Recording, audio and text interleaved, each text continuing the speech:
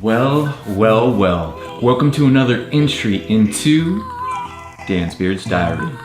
Okay, we are going to address an email, or more so a generalization of emails that I do get, and they are all pertaining to thin beards.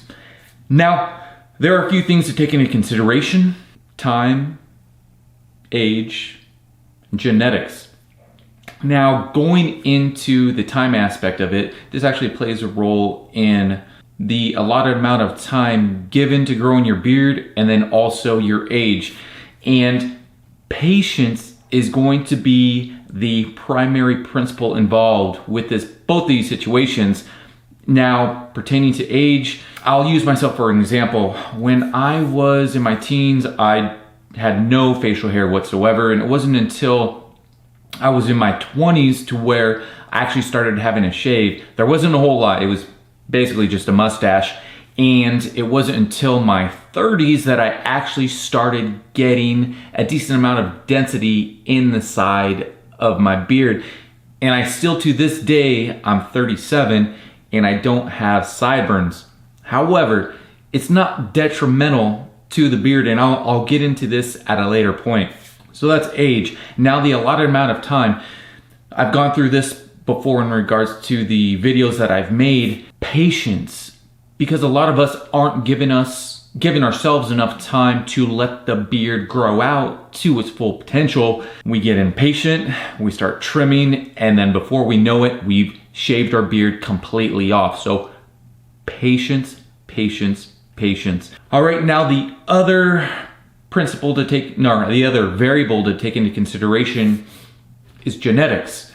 Now, for some of us, a full dense beard just isn't going to happen. Now, again, this isn't detrimental. And I say this because no two beards are alike. And that's the beautiful thing about it, is that our beards have character.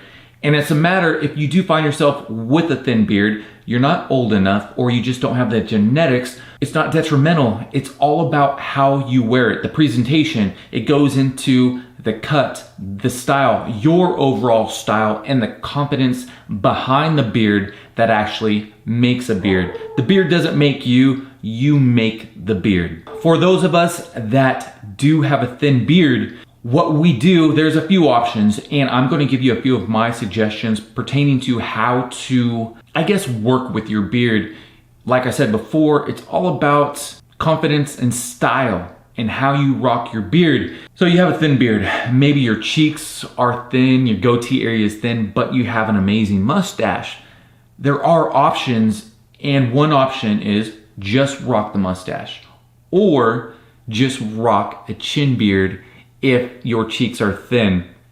Now, going into the goatee area, if you do have a dense goatee, just trim around it.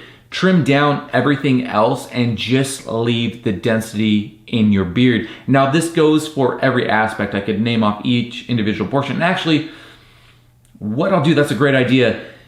In a future video, what I'll do is I'll focus on each individual area and show options that are out there in regard to ideas on how to rock your beard wherever it seems to be the most dense. In regard to maintenance, when you are initially letting it grow out, you don't have to have a specific tool. A cheap razor will suffice in the general maintenance. Again, you don't want to touch the main body of your beard while it is growing out, but it's always good to keep relatively maintained by just cleaning up your cheek areas, the side of the beard, and underneath the beard. So generally, any razor will do for that. But when we are getting down to trimming the beard to emphasize the key features of it, that's when a safety razor is the best thing for that in regard to precision, because it's hard getting into small areas with the regular razor. Believe me, I've tried it, but the safety razor is definitely key for those precise cuts and trims. In addition to a safety razor for precision, not a lot of people think about this, but beard oils and beard balms do come in handy, not only for nourishing your beard and keeping it conditioned, but also for fullness. Hold on one sec. So right here, I have the Beard Struggle products. I have a beard balm right here, and I have a beard oil right here. Now, for those of us that have thinning beards on the side, putting the beard balm in your beard and kind of fluffing it up will help it stay fluffed and give the beard the appearance of being fuller.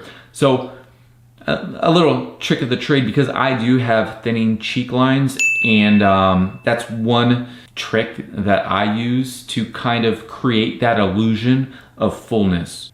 And in addition to the beard oil and balm that I just showed you, the Beard Struggle, they have beard trimming kits, brushes, and combs. So if you need beard product, or I guess beard tools if you will, go ahead, check their website out. It's www.thebeardstruggle.com. Now I think I'm going to end it here. And like I had mentioned before, pertaining to what, I guess, the focus areas of your beard and what you should emphasize or how you should style your beard according to what you have, I'll make another video of that. And let's say, for example, if you have a great goatee, I'll show some styles that emphasize that goatee. Or if you have a great mustache, I'll show styles that cater towards bringing the focus to your mustache and really giving you that confidence to rock what you have. Though you should already have that, because that's what makes the beard. So you don't have, again, you don't have to have a full dense beard in order to look great with facial hair. No two beards are alike, and that's the great thing about it. Okay, that is going to do it for today. As always, I hope that you found this video helpful, perhaps intriguing. If you did, please give it a thumbs up and maybe even subscribe. Until next time, peace and Happy New Year.